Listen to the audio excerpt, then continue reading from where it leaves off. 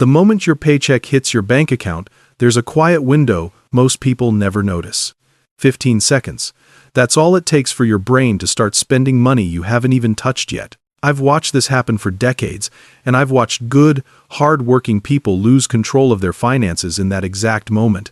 Not because they're irresponsible, not because they're bad with money, but because the brain moves faster than intention. In those first seconds, your mind starts running numbers you never agreed to. A new gadget suddenly feels reasonable. Takeout doesn't seem like a big deal. Those shoes sitting in your cart since last week finally feel earned. And just like that, your paycheck is already gone, at least in your head. This is where most financial problems actually begin. Not with debt, not with low income, but with a reflex you were never taught to recognize. I'm Grandma Investor, and I've seen what happens when people ignore those first seconds, and I've seen what happens when they learn to slow them down. What most people don't realize is that those same 15 seconds can quietly separate a lifetime of financial stress from a future that feels stable, calm, and controlled. The difference isn't discipline, it's structure. And before we talk about saving, investing, or building wealth, you need to understand what your money is really doing the moment it arrives, because that moment decides everything that comes after. Most people don't feel reckless with money. In fact, they feel normal. Bills get paid, rent clears, groceries show up in the fridge, streaming subscriptions renew on time. On the surface, everything looks fine. And that's exactly why this pattern is so dangerous. Nothing ever feels like a financial emergency until it suddenly is. I've watched people drift through years like this, convinced they're doing okay, while quietly wondering why there's never anything left at the end of the month. They aren't budgeting, they aren't planning, they're reacting. And when you react to money instead of directing it, you're not in control. You're just hoping things work out. I call this financial sleepwalking. You're awake enough to earn, spend, and pay bills, but not awake enough to see where your money actually goes. Money leaks out in small, forgettable decisions. A coffee here, a delivery fee there, a why not purchase that feels harmless in the moment. Individually, none of these choices look like the problem.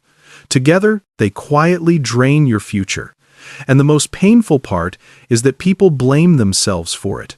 They think they lack discipline. They think they need more motivation. But that's not the issue. Here's the truth most people never hear. You can be intelligent, hardworking, and financially stressed at the same time. The problem isn't effort, it's awareness. And until you wake up to how money is actually moving through your life, every raise will disappear just as fast as the last one. Here's where most people get it wrong, and I've seen this mistake repeat itself across every income level imaginable. They assume the stress will disappear once they make more money. A higher salary, a better job, a bigger bonus. And for a short while, that feels true. But then the pressure quietly returns. Not because the money wasn't enough, but because it arrived with no plan waiting for it. I've watched people earning six figures feel just as trapped as someone making half that amount simply because their money followed the same chaotic order. Spend first, worry later. Wealth doesn't grow from income. It grows from sequence. If money comes in and immediately gets absorbed by lifestyle, habits, and impulses, it doesn't matter how much you earn. The result is always the same. More effort, more stress, no stability. Meanwhile, I've seen people with modest paychecks build calm, predictable financial lives because every dollar had a job before it arrived. They weren't smarter, they weren't luckier. They just understood that money responds to structure, not intention. And once you see this, everything changes. Because if order is the problem, then order is also the solution. And that's where the real shift begins. Most people manage their money backward without ever realizing it. They pay their bills, cover their lifestyle, spend on whatever feels necessary in the moment, and then tell themselves they'll save whatever is left.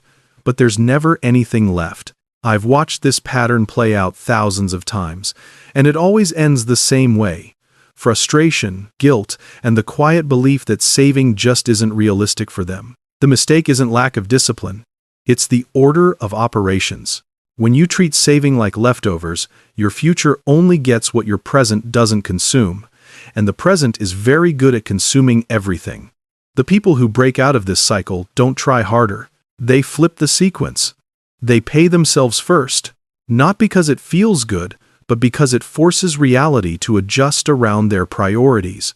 When savings and investing happen first, spending adapts automatically. Lifestyle shrinks or stretches to fit what remains, instead of swallowing the whole paycheck. This isn't about being extreme or depriving yourself.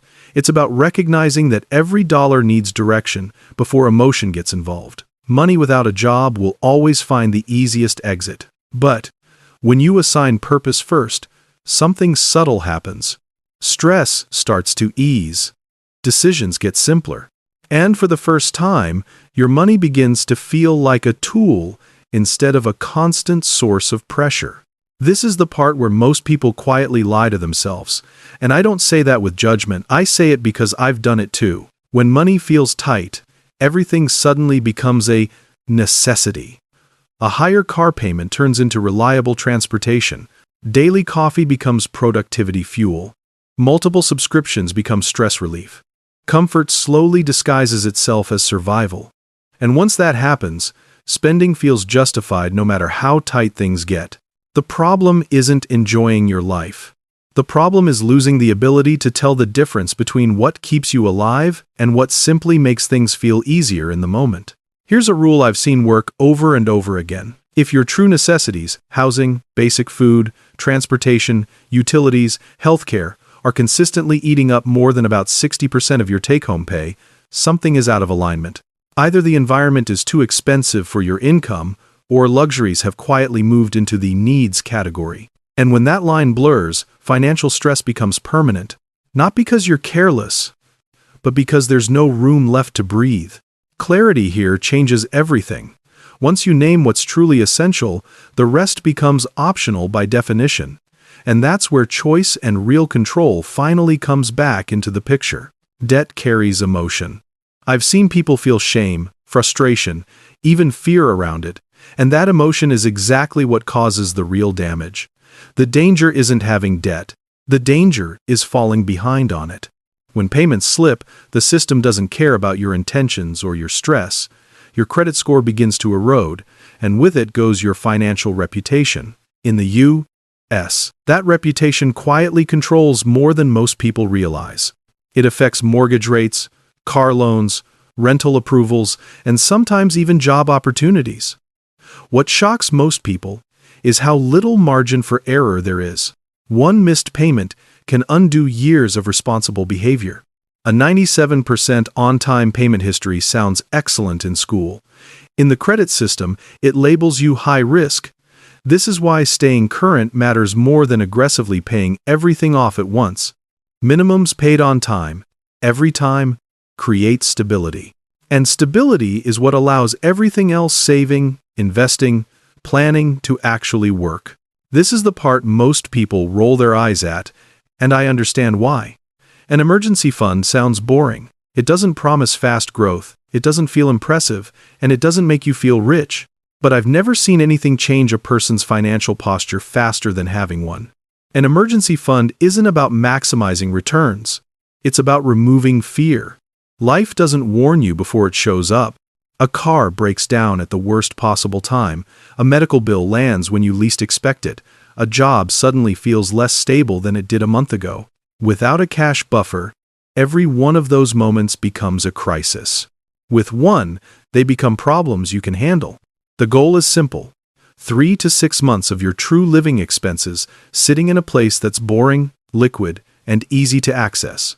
Not invested, not locked up, not chasing yield, just there. This money isn't meant to grow.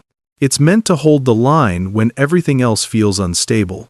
I've watched people with emergency funds make calmer decisions, negotiate better, and sleep better at night, not because they had more money, but because they had margin. And once fear stops driving your choices, your financial behavior changes automatically. You stop reacting, you start choosing. That's the moment you move from survival into something much more powerful. Once you're no longer in survival mode, your money can finally start doing what it was always meant to do: work for you. This is where investing enters the picture, and where most people get intimidated and stall out. They think investing requires brilliance, perfect timing, or inside knowledge. It doesn't. What it requires is time and consistency. I've watched people chase hot stocks and trends only to burn themselves out. And I've watched quiet, steady investors build real wealth simply by starting early and staying consistent. In the US, the most powerful place to begin is any retirement account that offers employer matching. That match is free money, and walking away from it is one of the most expensive mistakes people make without realizing it. Beyond that, the goal isn't complexity. A diversified, low-cost index fund held over decades has quietly outperformed most attempts at clever investing. Compound interest doesn't reward excitement, it rewards patience. The earlier you start, the less effort it takes later. Delay 10 years, and you don't just lose time, you lose hundreds of thousands of dollars in potential growth. This isn't about getting rich fast. It's about letting time do the heavy lifting while you live your life. Here's the uncomfortable truth most people don't want to admit. Willpower is unreliable. It fades when you're tired, stressed, overwhelmed, or distracted by life, which is most days. I've watched people start the month motivated, convinced this time will be different, only to abandon the plan by the second or third week, not because they're weak, but because they're human. Relying on discipline to manage money is like relying on memory to pay every bill on time forever. It works until it doesn't. And when it fails quietly, one small decision at a time. This is why the people who build lasting financial stability don't depend on motivation. They design systems that work even when they don't feel like working. When the right actions happen automatically, emotion loses its power. You don't have to argue with yourself. You don't have to be good. The system carries the weight. And once you understand that, the final piece of this puzzle becomes obvious. Automation is where all of this stops being theory and starts becoming real life. When money moves automatically, emotion gets removed from the process. I've always handled this the same way. When a paycheck hits, it sits for one day not because the money needs time, but because I like certainty. Then the system takes over. A set amount moves into savings. Another portion flows toward investments. If there's still an emergency fund to build, it gets topped up automatically. No decisions, no temptation, no second guessing. It happens whether I'm focused, exhausted, or completely burned out. This is the difference between hoping you'll make good choices and ensuring that you do. Automation turns good intentions into default behavior. But here's where people slip. They set the system once and never update it. Income goes up, but savings stay flat. Debt gets paid off, but the freed-up cash disappears instead of being redirected. Systems only work when they evolve with your life. When you adjust them intentionally, money starts moving in the background quietly, consistently, and without stress. Most people think financial success feels like excitement, bigger numbers, bigger wins, bigger milestones. But the people who truly have their money under control don't feel excited, they feel calm. They don't panic when an unexpected expense shows up. They don't dread checking their bank account. They don't lie awake at night doing mental math about bills and timing. Their money isn't perfect, but it's predictable. And that predictability changes how they move through the world. I've watched people chase income for decades, convinced that more money would finally bring relief. What actually brings relief is structure. Knowing where your money goes before it arrives, knowing emergencies won't knock you over, knowing your future is quietly being funded in the background. That's what real financial freedom looks like. Not flashy, not loud, just steady. If there's one thing I want you to remember, it's this. Money stops being stressful the moment it stops being chaotic. Build the system. Let it run.